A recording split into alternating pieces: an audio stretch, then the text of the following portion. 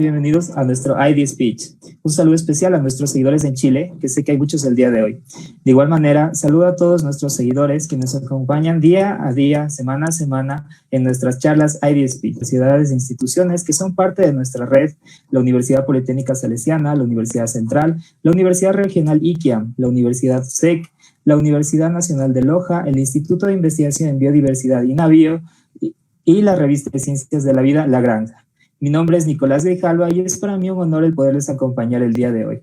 Vamos a dar la bienvenida a nuestra excelente ponente del día de hoy. Se trata de la doctora Florencia Tevi. Florencia es doctora por la Universidad de Bolonia en Italia, especialista en genética y genómica, también estudió en Argentina y fue investigadora del Instituto de Investigaciones Biomédicas de Barcelona, España. Actualmente reside en Chile. Florencia es una destacada académica y empresaria. Es fundadora y CEO de Jedis Biotech, una empresa que se dedica a la asesoría y ejecución de soluciones aplicando ingeniería genética, genómica y biotecnología a problemas relacionados con la salud, alimentación y agricultura en Chile y América Latina. El tema de la charla de hoy es la genómica como estrategia científica y política para el desarrollo de sociedades más justas. Recibimos con un caluroso abrazo a la doctora Florencia Tevi. Muchas gracias por la presentación. Quisiera agradecerles a todos los que están escuchando.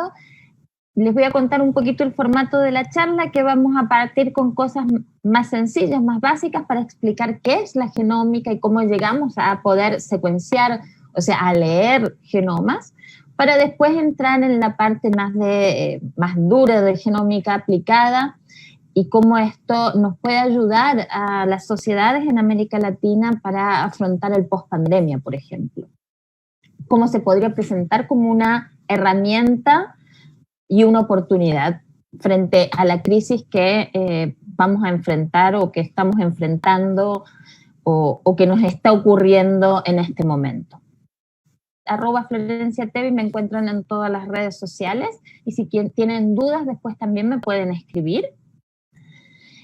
Y la idea de esta charla es ver cómo podemos hacer en distintos países de América Latina. Estamos todos bastante en la misma situación que estamos pasando desde una economía de extracción extractivista y de procesado de la materia prima. ¿Cómo podemos utilizar la ciencia para pasar hacia una economía, hacia la bioeconomía y la economía basada en conocimiento frente a la pandemia, al cambio climático y a los desafíos que nos presenta este momento?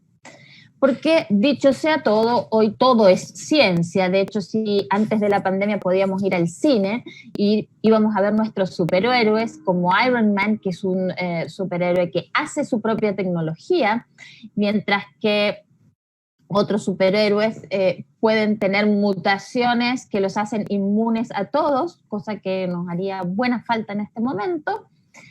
Pero la realidad de América Latina es que la inversión del PIB en innovación, ciencia y tecnología es paupérrima en todos los países. No hay nadie que se salve, digamos.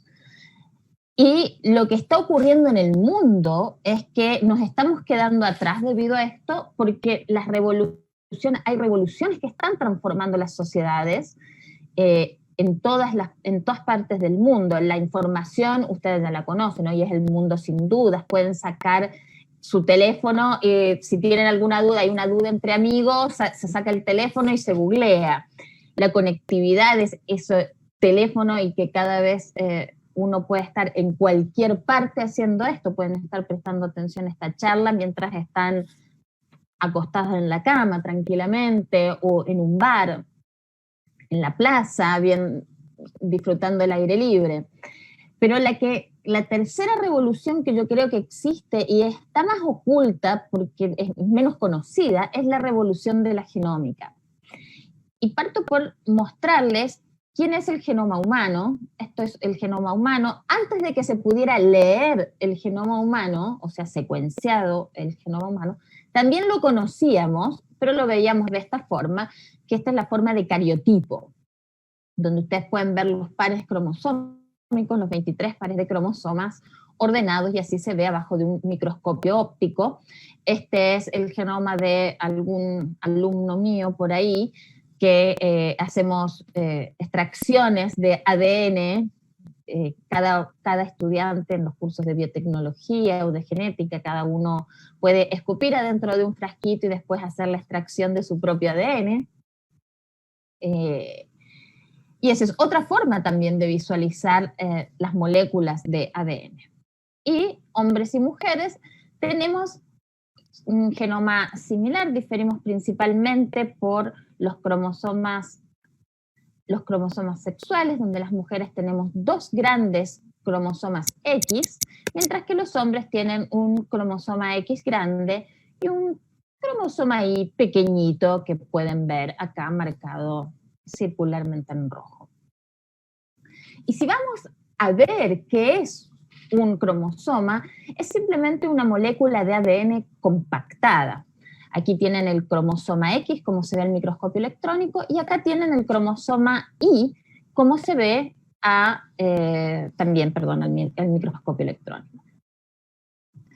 Y podemos tomarle una foto al ADN, y la primera fotografía fue la que hizo Rosalind Franklin en 1950, y con esto se pudo descifrar la estructura que tenía esa molécula de ADN.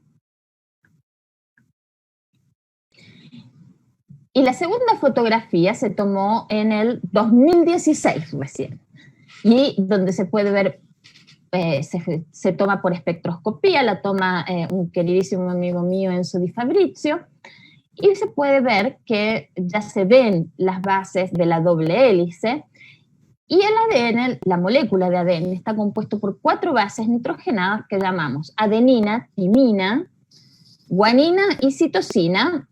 Y para recordar mejor la información que está codificada que codifican estas letras dentro del genoma, generalmente acá en Chile yo le hablo a los chicos de Anita Tijoux y de George Clooney, y les dejo a cada uno en Ecuador que piensen en qué actores o famosos podrían encontrar con AT o CG para recordar cuáles son las letras que codifican la información en el genoma. Y el punto es, ¿cuántas de estas bases o de letras necesitamos para hacer un genoma humano, para construir un ser humano? Cada célula contiene un genoma completo. Este genoma completo tiene 23 pares de cromosomas, que dijimos que es lo mismo que decir 23 moléculas de ADN, y estas moléculas tienen nucleótidos que llamamos ATCG, y que necesitamos 6.500 millones, o por 10 a la 6, digamos, 6.500 por 10 a la 6 bases para poder construir un ser humano. Como a mí no me decía absolutamente nada este número gigantesco de 6.500 por 10 a la 6, decidí ver a cuánto podría equivaler esto, a cuánto es equivalente esto. Y es equivalente a una habitación de 700 libros.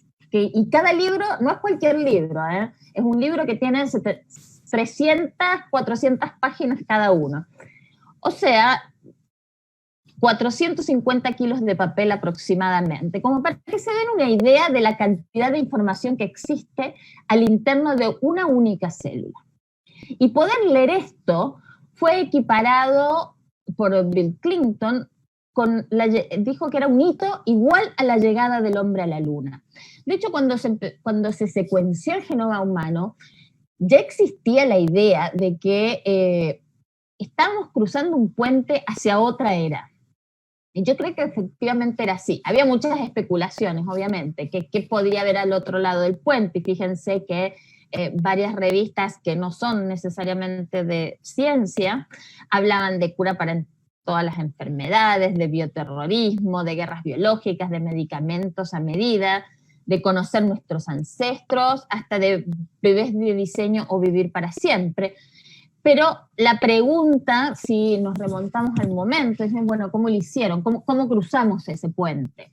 Y esta era la pregunta que empezó a existir en el año 88, 89. Y llegó este señor, James Watson, que había estado involucrado en ver la estructura del ADN, Y en esta estructura del ADN, entonces, como era un famoso, fue y tocó la puerta de la Casa Blanca y pidió $3.000 millones para poder leer el genoma humano. Y así partió el genoma humano, con 3.000 millones de dólares que puso el gobierno de Estados Unidos, para ser más precisos, el Departamento de Energía de Estados Unidos. Y el tema era cómo. Bueno, entonces, ¿cómo lo vamos a hacer? Ya tenemos la plata, ¿cómo lo hacemos? Bueno, aparece este señor Frederick Sanger, que tenía un método que había visto ya, había logrado secuenciar 5.386 bases, pero le había tomado 5 años. Entonces, para toda esta cantidad de información, ¿cómo lo vamos a hacer? Y dijeron, bueno, si este es el desafío, podemos hacer que automatizar todo. Y entonces lo que hicieron es generar edificios y edificios llenos de computadores para automatizar la lectura del genoma humano. Y así se veía un lugar de secuenciación en 1998, y más tarde les voy a mostrar cómo se ven hoy, que son una décima parte de lo que era en el 98, ni siquiera cuando partió el genoma humano. Esto es 10 años después que partió. Pero como toda historia tiene que tener un villano, alguien dijo, esto va a tomar para siempre, no lo vamos a lograr nunca. Yo sé de un método que va a ser rápido, barato, y se unió a PerkinElmer, que eran los privados que existían en ese momento, y Craig Venter juega el papel del malo de la película, de la carrera por secuenciar el genoma humano, o sea, el código de la vida, mientras que Francis Collins lidera un consorcio público, o sea, la cooperación entre países para poder leer el genoma humano, mientras que Craig Venter lo hace con una empresa privada. Y acá es donde hay un quiebre, hay un cambio de cómo vemos a los computines, a los nerds, y yo digo que los nerds se toman el poder en este momento, cambia la visión en este momento, porque quien podía tener el mejor código y subir la información, compartir la información más rápido y ensamblar los distintos fragmentos del ADN del genoma humano más rápido, que se hacía a través de la bioinformática, iba a ganar esta carrera. Entonces, por eso era quien tenía el mejor código.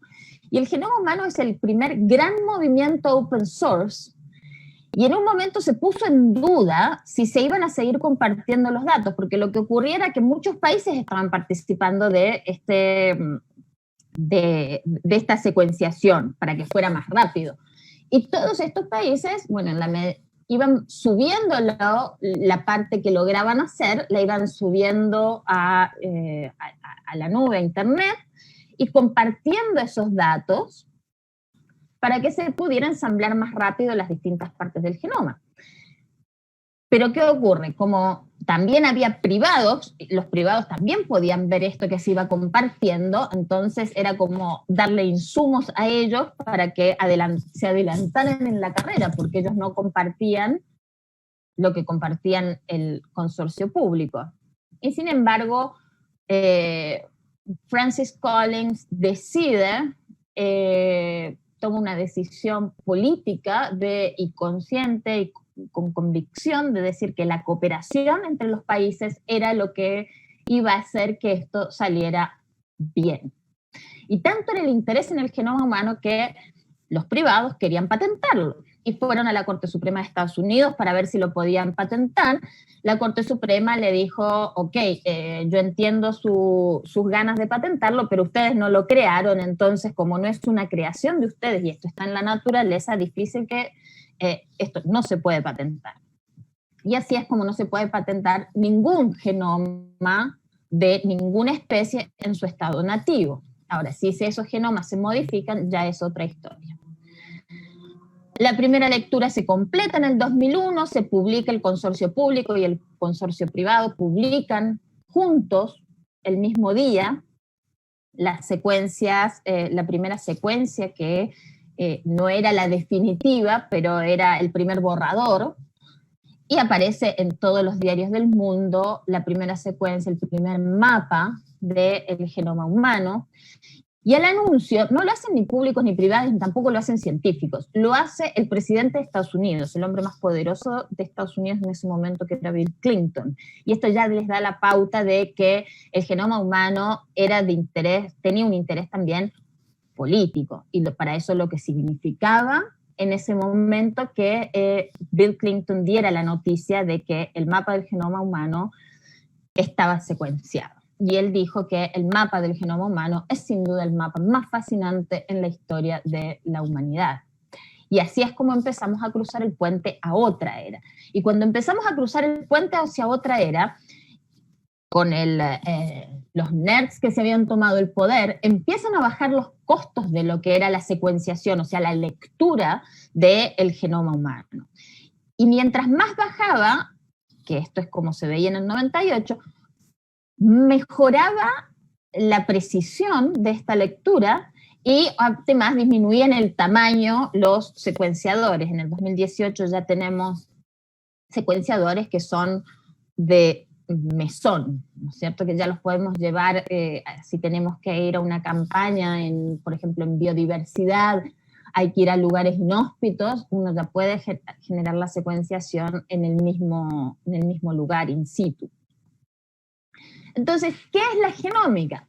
La genética, que conocíamos previo a la secuenciación del genoma, nos permitía ver un gen a la vez y estudiar un gen a la vez, mientras que la genómica nos permite estudiar muchos genomas a la vez, muchos genomas al mismo tiempo. ¿Y qué significa esto? Bueno, para ponerles un ejemplo, si ustedes se fijan, si yo tengo genética, y miro, por ejemplo, el caso de Angelina Jolie, que ella tenía una copia del gen BRCA1 que es responsable de desencadenar el cáncer de mama. Bueno, y yo puedo hacer preguntas como, ¿es una mutación familiar? ¿Qué consecuencias puede traer la radioterapia, la quimioterapia para esta paciente? Y ¿es necesario hacerse esta mastectomía? No, tal vez uno no quiere hacerse la mastectomía por la edad, por distintos factores. Y eso va a traer cambios de vida importantes de acuerdo a la edad que la mujer tenga. Angelina Jolie se hizo la mastectomía. La pregunta es, ¿era necesaria? Si nosotros hubiésemos aplicado la genómica, nosotros podríamos haber visto qué combinación de genes se necesitan para saber si yo tengo el riesgo de cáncer de mama. Esta combinación trae recidivas en ese cáncer. Ese cáncer es metastásico, por ejemplo. ¿Y cuál va a ser el mejor tratamiento para esa combinación de genes que están generando el cáncer?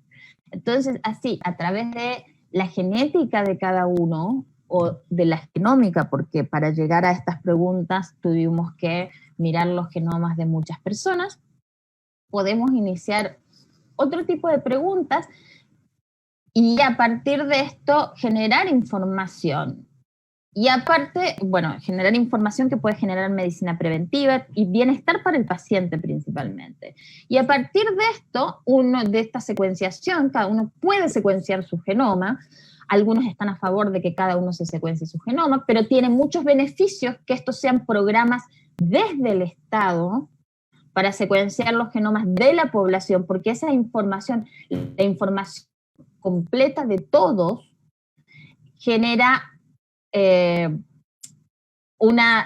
más información para poder generar políticas públicas, por ejemplo, y no el caso de que cada uno se tenga su genoma aislado para sí mismo. Entonces, necesitamos también regular, en muchos países todavía esto no está regulado, es a quién le pertenece el genoma, está protegido ese genoma en términos de privacidad, puedo decidirlo yo decido si me secuencio o no. Por ejemplo, hoy podemos secuenciar un feto a partir de la 9ª semana de gestación. ¿Puede una madre gestante decidir si secuenciar o no ese feto? ¿Qué pasa cuando ese feto se vuelve una persona y esa persona está secuenciada? Esas son las preguntas que nos enfrentamos también desde el punto de vista sociológico hoy por hoy. Entonces, viene el punto de quiebre, donde decimos, ok, secuenciación masiva, sí, o sea, la lectura de muchos genomas, eso va a generar información, y esa información, toda esa información permitió también que la modificación genética pudiera hacerse efectiva. Mucho de esto con modificación genética se le llama a la clonación, principalmente la clonación, la transgénesis y ahora la edición genética. Estas son las tres, digamos, más conocidas. Pero el punto es, ¿con qué finalidades? Uno puede, la ciencia puede generar técnicas, puede generar evidencias, pero la finalidad la determinan la política finalmente, y la determinan las personas, para qué se va a usar eso y cómo se va a usar eso, y en qué contexto se va a usar.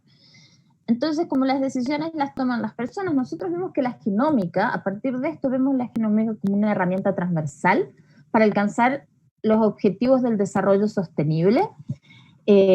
Muchas veces se pensó en la tercera vía del desarrollo, ¿no? De cómo los países que están más atrasados en el desarrollo pueden alcanzar a los que van más adelantados en ese desarrollo. Y esa teoría se desechó.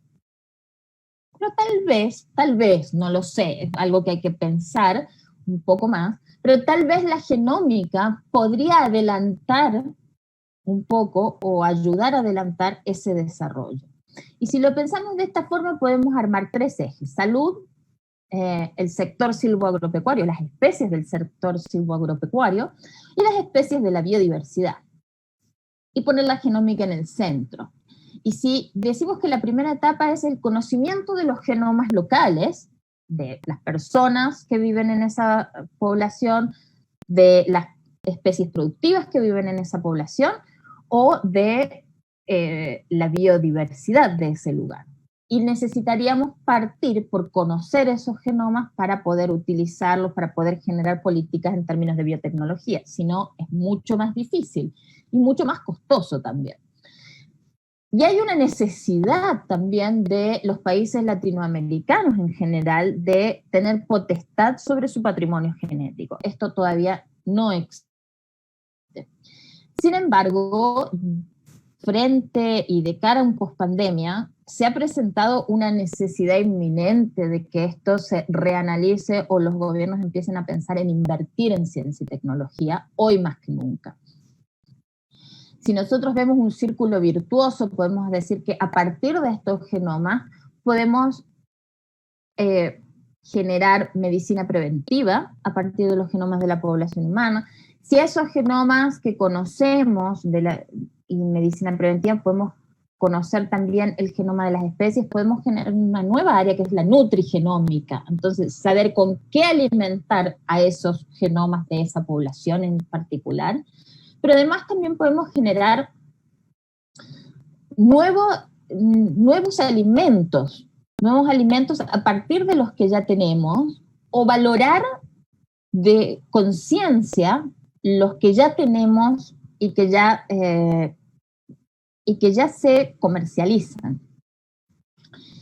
También podemos hacer frente al cambio climático y podemos generar también planes de bioeconomía basados en datos genómicos. Y esto no es de la estratosfera, no es del siglo que viene, es ahora. Es ahora mismo donde tenemos que empezar a ocuparnos de esto. Y quiero mostrarles un poco que si nosotros pensamos, por ejemplo, salud y medicina de precisión, que la medicina de precisión en realidad es una medicina, más bien una medicina preventiva todavía. No es predictiva, pero sí es preventiva. Y uno de los problemas que tenemos es que cuando se secuenció el genoma humano y después se secuenciaron más genomas, es que estos genomas no representan necesariamente a todos. Una de las cosas que aprendimos a partir de los estudios genómicos de distintas poblaciones mundiales o de los consorcios en el mundo es que, primero, las razas no existen. ¿Qué quiere decir esto? Que yo soy más parecida a mi vecino, cualquiera sea el envase que viene mi vecino, yo soy mucho más parecida a mi vecino y a la gente de mi población local que a gente que está en Europa o en Asia, más allá de cómo se vean. ¿Qué quiere decir esto? Que si yo tengo la piel blanca y parezco europea, igual genéticamente soy más parecida a mi vecino, aunque mi vecino tenga la piel negra o la tenga amarilla, y ellos son más parecidos a mí que a africanos o que a asiáticos o que a otros europeos. Entonces lo que aprendimos es que existen, o sea, las diferencias que tenemos entre las personas son del 0,1% del ADN total. Eso es lo que nos hace únicos a cada uno de nosotros. Pero además aprendimos que existen poblaciones geográficas, es decir, que la gente que vive en un mismo lugar comparte un pool genómico que hablamos, o que comparte un pool de genes, o de formas de esos genes, mejor dicho. Entonces así surge una necesidad de secuenciar las poblaciones locales. Entonces, si el problema ahora es la población que envejece, el aumento de costos que tiene ese sistema de salud, se va a generar una oportunidad y una solución a esa propuesta que es la medicina de precisión. Acá dice personalizada, pero eso es un término ya que está en desuso. Hablamos, mejor dicho, de medicina de precisión, que tenga énfasis en la medicina preventiva y la nutrigenómica, porque lo que queremos es que la gente no se enferme. Hoy por hoy una persona entra al sistema, le hacen el primer examen, y si le va bien, le van a hacer una terapia, esa terapia va a funcionar. Y si esa terapia no funciona, le van a hacer un segundo examen y le van a dar una segunda terapia. Y si esa terapia no funciona, le van a hacer un tercer examen y esa terapia le van a dar una tercera terapia. Y mientras tanto, hay un costo asociado a eso, que puede venir del sector público o privado, da igual, pero hay un costo asociado y un tiempo diagnóstico largo. Mientras que si nosotros usamos la genómica, podemos tener la secuenciación, y si existe un genoma de referencia en esa población local, a partir de la secuenciación genómica uno puede determinar que el otro examen podría ser complementario y decidir entre 3 terapias cuál sería la mejor. Y con esto uno se ahorra tiempo, dinero, y el ahorro de tiempo en términos, por ejemplo, de cáncer o de medicina, siempre es igual a bienestar, no solo del paciente, sino también de la familia de ese paciente. Y la primera iniciativa en medicina de precisión fue la iniciativa del presidente Obama, que se llamó All of Us, allá por 2015. Pero todas las iniciativas de medicina de precisión en el mundo partieron del mismo lugar, que es construir el genoma de referencia local, porque el genoma de referencia mundial no posee esas pequeñísimas variaciones que existen y que podría estar provocando inclusive el ambiente mismo. Inclusive en un mundo globalizado, estamos hablando de que acá ya el mundo estaba globalizado y sigue existiendo esta necesidad de conocer los genomas locales. Y a esto es lo que decimos, si nosotros podemos generar políticas preventivas, vamos a generar bienestar para esos pacientes. Entonces, esto es en términos de salud y medicina el ejemplo, pero también lo podemos ver desde la biodiversidad y el cambio climático, porque ahora tenemos la pandemia, pero no nos olvidemos que mientras ocurre la pandemia, el cambio climático sigue existiendo, ¿sí? Y no ha disminuido, digamos, o por lo menos tal vez se ha mitigado o se ha ralentizado un poco su avance, pero sigue existiendo y está ahí latente y sigue siendo un problema que tenemos que resolver. Entonces, conocer el genoma de las especies nativas nos puede ayudar de diferentes formas. Una de las formas de conocer los genomas es prevenir la extinción de muchas especies, que en este momento, por ejemplo, se encuentran en un cuello de botella. Entonces la endogamia que se ha generado está poniendo muchos genes recesivos letales que se están manifestando, entonces no es posible o no es tan fácil ampliar el número de esas poblaciones o de esas especies que ya están en peligro de extinción. Y así es como podemos ayudar a cambiar esta dirección de el DNA, que comienza a bajar el pool de DNA o variabilidad de ese DNA hasta no tenerlo y que esta especie se extinga. La biotecnología tiene muchas formas de colaborar con el medio ambiente. Y colaborar con el medio ambiente en términos de biodiversidad implica directamente actuar sobre también tener un círculo virtuoso con la productividad. ¿Sí? La conservación de la biodiversidad ayuda a la productividad y colabora con el sector silvoagropecuario, a pesar de que no es tan evidente en términos directos, o que muchos empresarios no lo ven así en términos directos, pero conocer el genoma de las especies alimentarias también es importante, que ahora lo voy a comentar, pero en este círculo virtuoso el ejemplo más claro creo que son las abejas,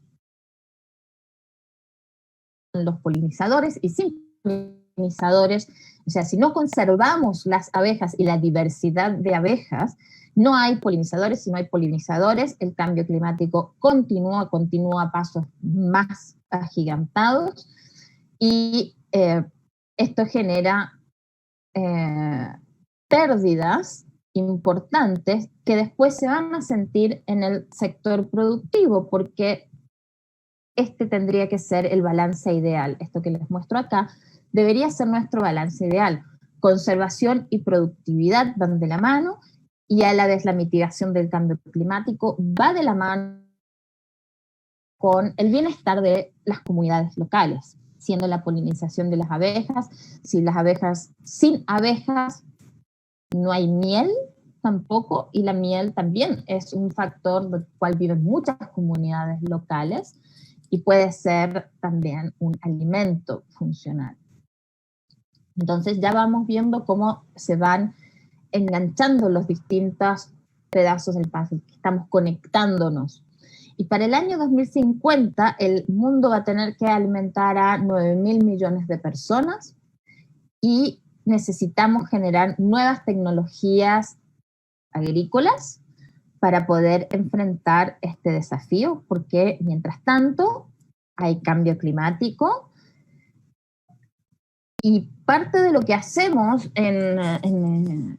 que yo hago como empresa es generar alimentos FOSHU, nutracéuticos, es decir, alimentos que tengan valor agregado a partir de productos locales, a través tanto de la manipulación genética o de la biotecnología, para que encontremos formas de cultivarlos más eficientemente, pero también de darles un valor agregado que no sea simplemente el envasado y la venta local en las ferias de alimentos locales, sino también que puedan ser productos de exportación y que generen un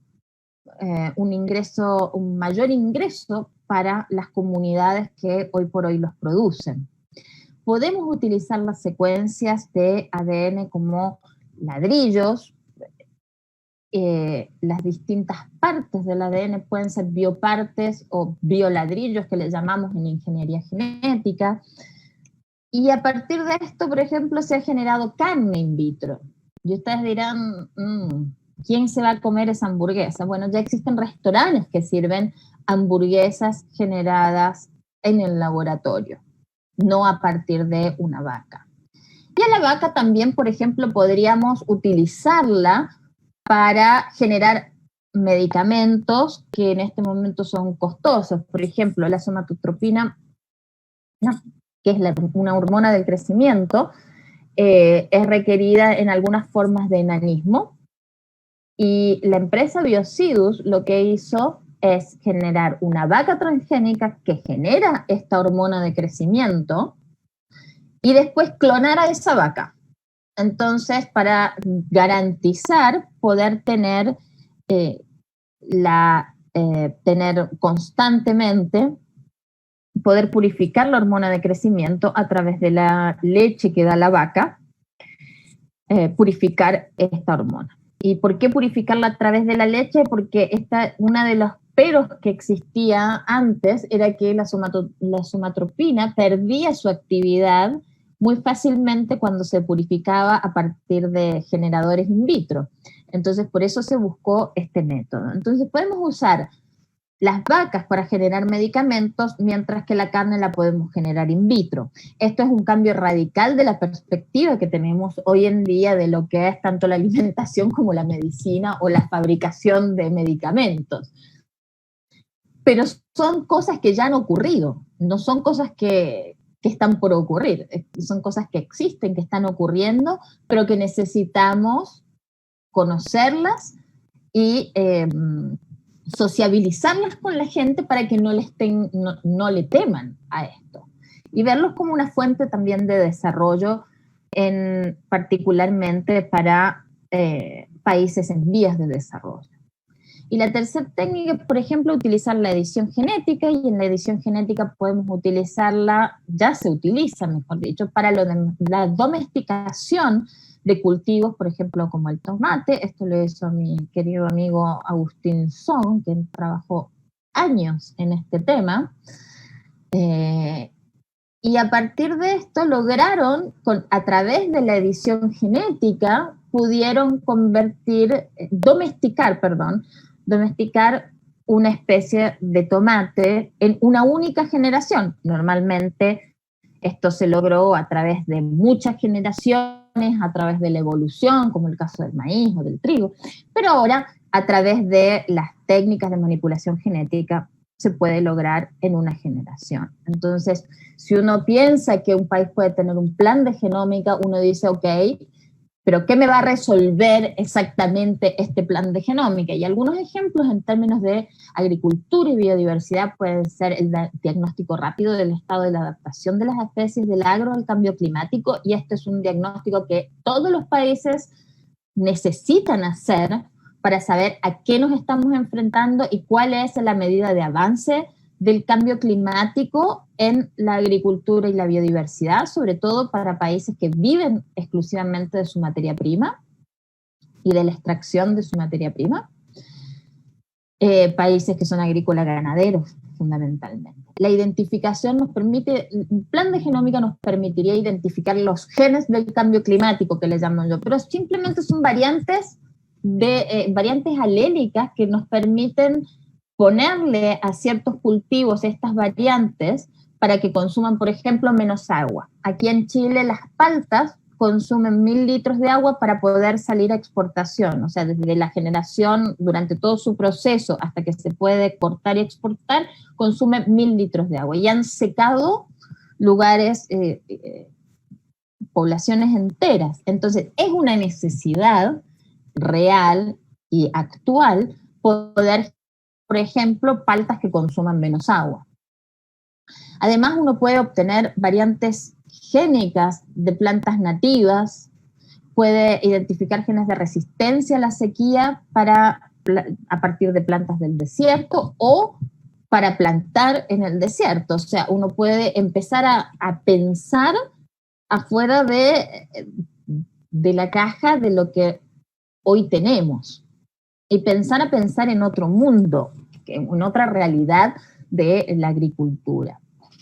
Y además todo esto quisiera decir que promueve la agricultura inclusiva, porque en términos de la edición genética no requerimos de grandes extensiones ni de grandes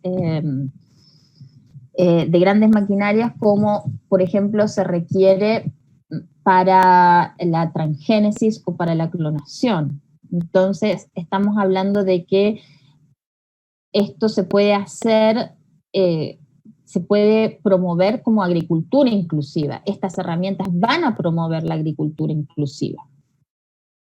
Y además vamos a promover la equidad de género. Si parece una locura que metamos género por todas partes, pero en realidad no, porque muchas de estas tecnologías generalmente son las mujeres, son más mujeres las que buscan este tipo de tecnologías que los hombres. Estos son unos análisis que ha hecho la CEPAL y también la FAO, de que las tecnologías para el agro son más buscadas por mujeres que por hombres. Entonces mucho de esto también tiene que ver con equidad de género.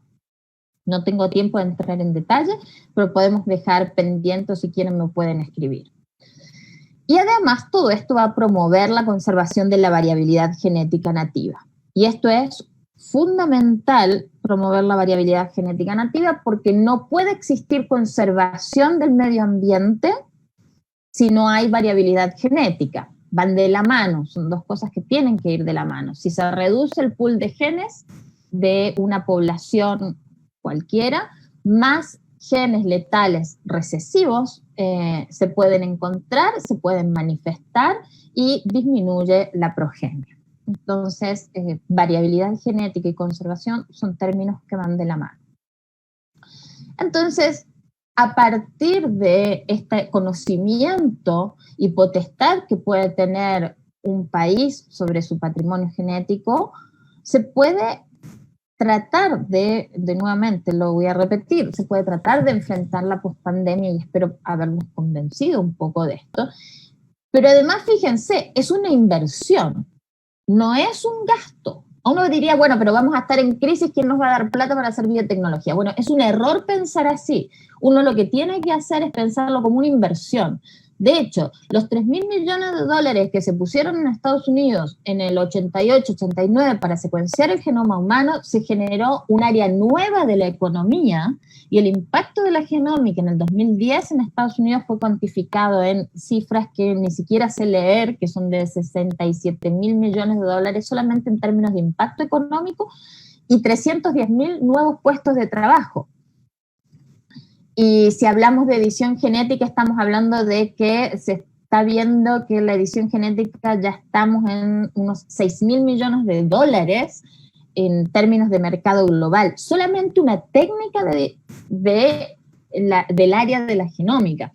Entonces, es una inversión la aplicación de conocimiento y hacer un plan para las áreas de salud, de la industria y de las ciencias medioambientales.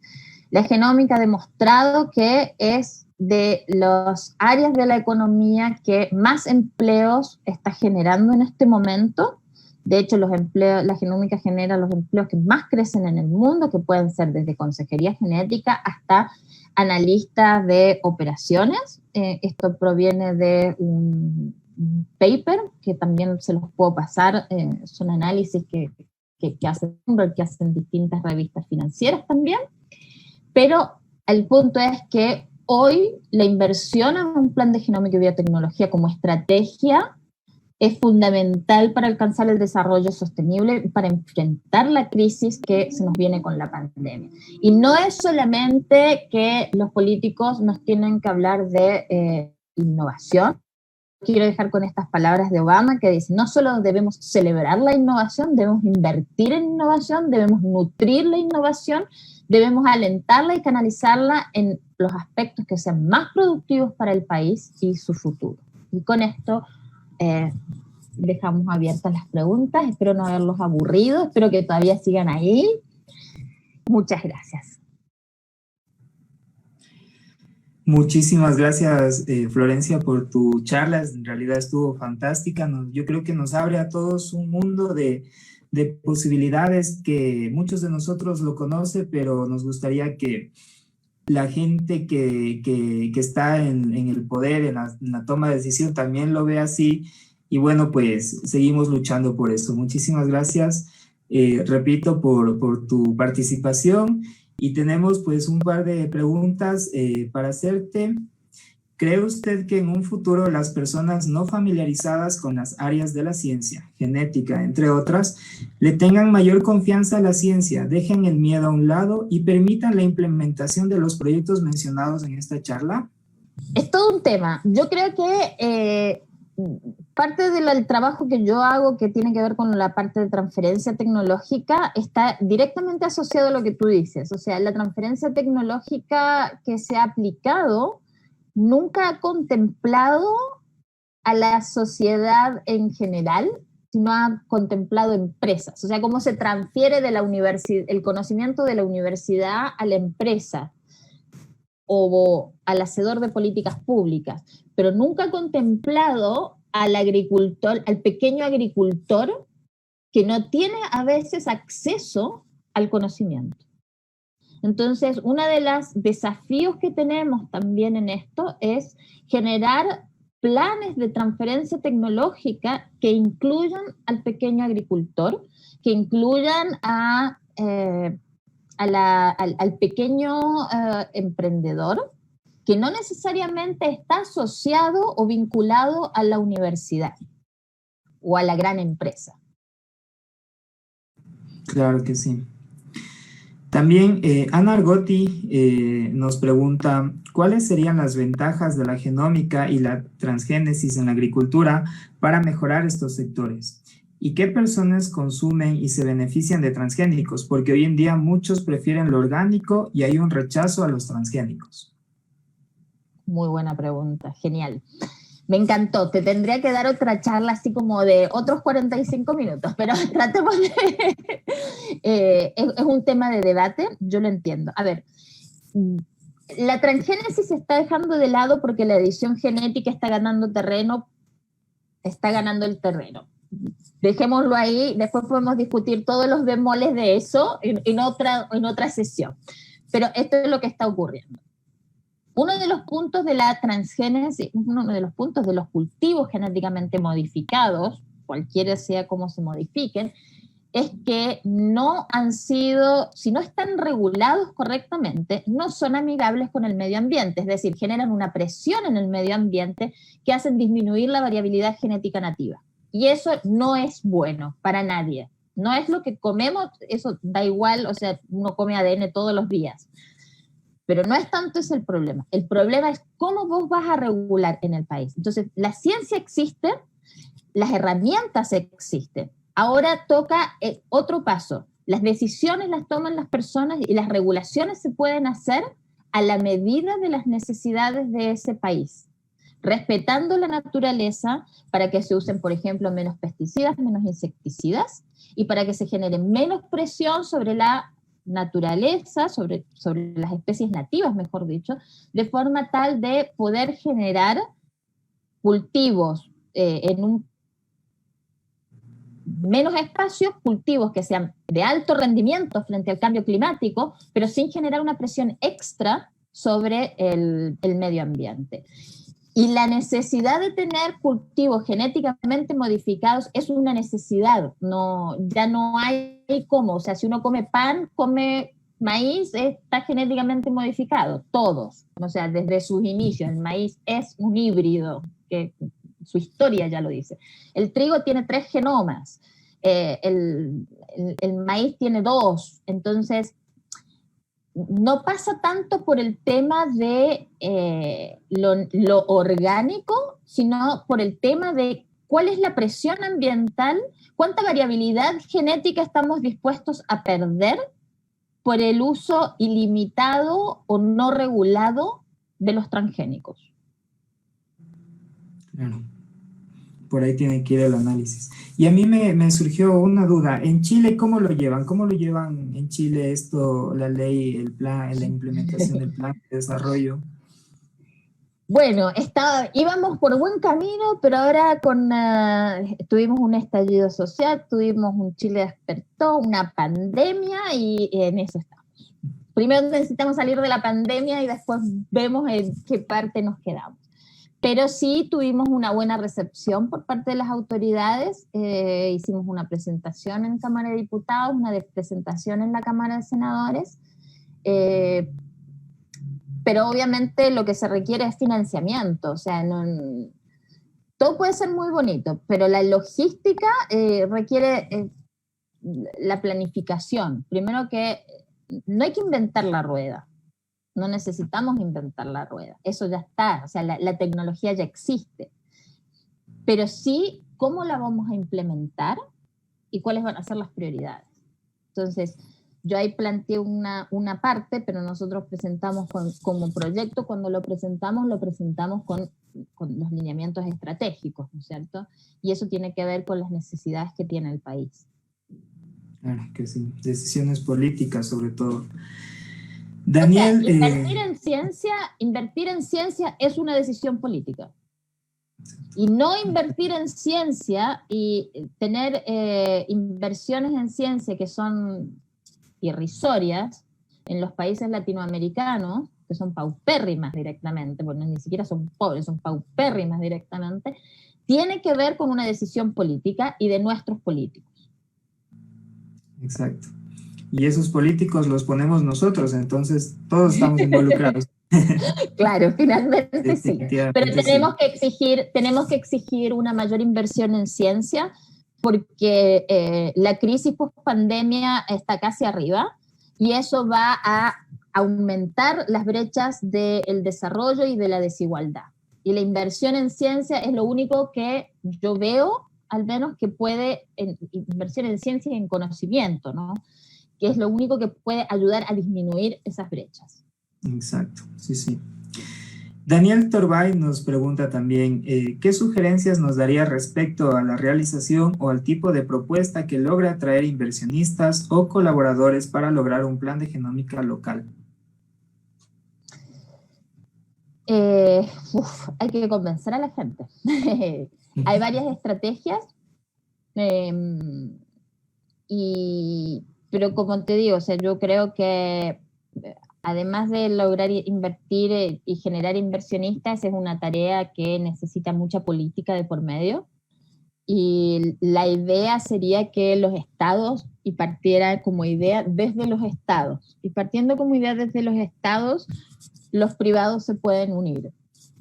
Pero es más difícil que parta desde los privados porque, a ver, si habláramos de la medicina de precisión puede ser porque existe una ganancia neta para el privado, pero donde no hay ganancias tangibles al corto plazo, el privado es más reacio de invertir, a hacer inversiones.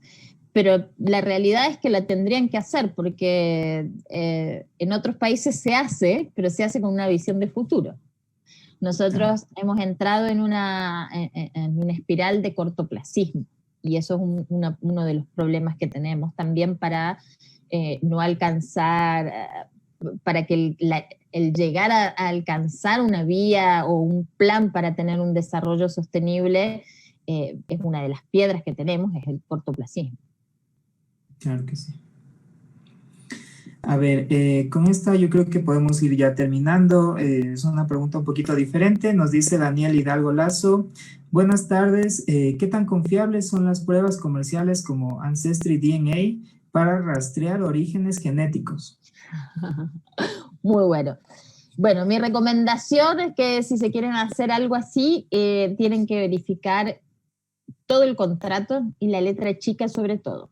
Hay un problema muy grande con todas esas compañías. No voy a entrar en detalle de cuál por cuál, pero muchas de esas compañías han tenido problemas porque han dado sus bases de datos a otros, o sea, han vendido las bases de datos, si bien son anónimas y todo lo que quieran, pero es información y es información personal. El hecho de que cuando uno esa muestra de ADN deja de estar en tu poder, ya no sabes quién la puede usar y para qué la puede usar. Claro. Y si te dicen, no, pero somos súper serios y lo vamos a tener nosotros nada más y va a estar en una nube nuestra.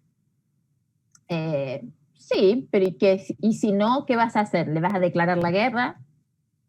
O sea, ¿qué vamos a hacer? O sea, no sé, nosotros estamos en Chile, digamos que hacemos toda la secuenciación en Estados Unidos o en China. ¿Y después qué? Si no respetan el acuerdo, ¿qué vamos a hacer? Claro. No pasa por ahí. Entonces yo creo que hay un tema de privacidad que se tiene que regular. Y yo no haría de esos test de ancestría. Hay formas, yo los hago con determinados lugares donde la muestra pasa directamente desde el lector de ADN a una nube donde la llave solamente la tiene el dueño de ese ADN. Yo no tengo acceso a eso, nadie tiene acceso, excepto el dueño.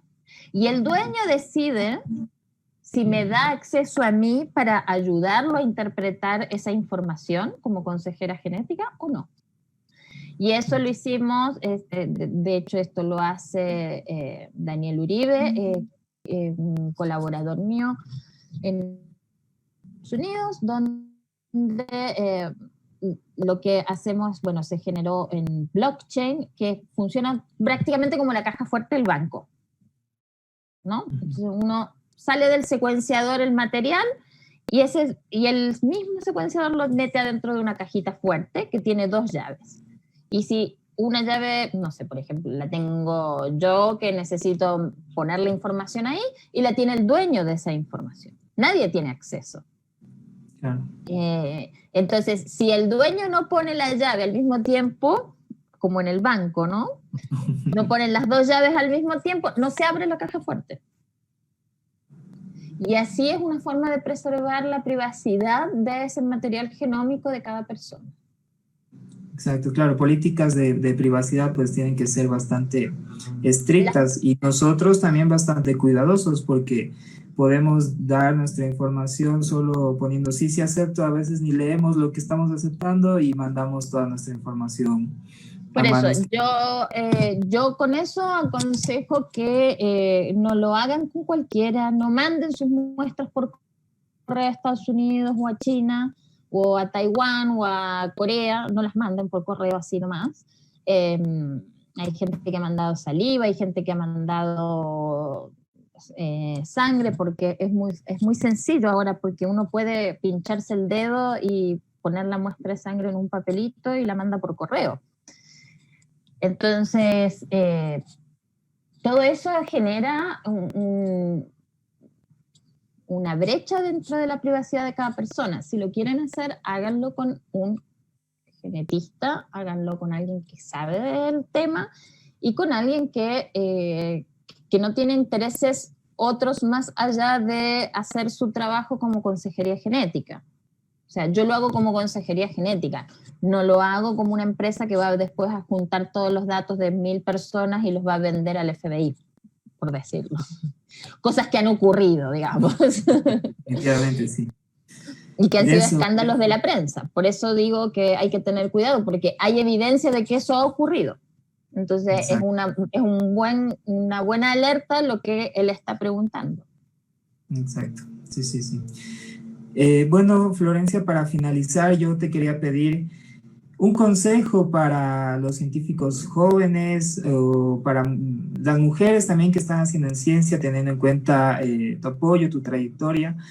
¿Qué nos puedes decir? ¿Qué les puedes decir en el sentido de que todo esto de lo que nos has hablado nos lleva a una perspectiva de futuro, ¿no? No es algo que hablábamos del corto plazo, pero sí, para los que quieren dinero, pero nosotros que queremos un país mejor, una sociedad un poco más justa, quizás para las futuras generaciones, ¿qué podríamos hacer? Mira, yo creo que la clave está en la colaboración. Creo que si hay una enseñanza que nos deja la pandemia también y toda esta carrera por las vacunas, que fíjense que yo les quise contar la historia del ADN y del genoma humano, un poco para que también vieran que no es la primera vez que hay una carrera armamentista en la ciencia. ¿Sí? No es la primera vez. Y no son carreras científicas, son carreras políticas. Entonces, mi consejo es cooperación, involucrarse en política absolutamente, pese a que uno puede decir, no, pero la política está sucia, esto, lo otro, y tiene como por todas las cosas que han ocurrido en distintos países, cada uno tiene su rollo, digamos, pero la realidad es que si no nos involucramos nosotros, estamos en la trinchera. Como bien tú dijiste, o sea, los representantes los ponemos nosotros, y eso tiene que estar súper claro. Y la ciencia es política, los científicos somos agentes políticos también. Nosotros también, las charlas que organizan ustedes para difusión del conocimiento son importantes desde la perspectiva científica, pero también desde la perspectiva política. Mientras más gente tú convenzas de que la ciencia, la educación, el conocimiento es lo que va a disminuir las brechas en la sociedad, las brechas entre hombres y mujeres, las brechas de la desigualdad en su amplio sentido. Creo que eso es, mientras más adeptos tengas, más posibilidades tenés de cambiar un país. Deseándoles que tengan un excelente día, una excelente semana y nos vemos la siguiente semana en otro Idea Speech. Muchas gracias a todos, felicidades y hasta luego.